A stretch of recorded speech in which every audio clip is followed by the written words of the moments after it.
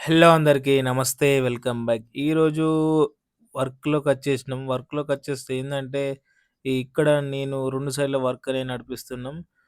One side మా వోళ్ళిద్దరున్నారు. ఒక side మొత్తం నేనే ఉన్నా. ఇటు సైడ్ ఏందంటే వర్క్ చాలా ఉంటది. అటు సైడ్ కొంచెం తక్కువ. ఎందుకంటే ఇటు సైడు మొత్తం చెట్లే ఉంటాయి. అటు సైడ్ మొత్తం చెట్లేముండయి. మొత్తం మోరి.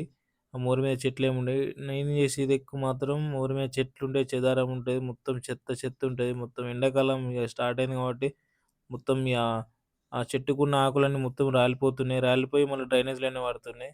చూసిర్రు గదా! ఇగో మొత్తం ఇగ డైపర్లు పడేసిర్రు. కథ ఘోరంగున్నది.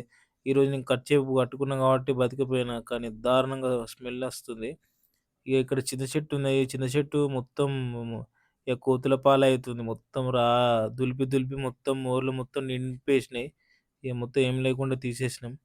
తీసేసినంక మళ్ళీ ఇక్కడికచ్చి చూస్తే ఇంతగానం ఉన్నది. మరి ఎందుకు ఇట్లా తయారవుతారో అర్థమైతలేదు. ఇగ మొత్తం పెద్ద ప్రాబ్లమ్ ఉండే ఇక్కడ.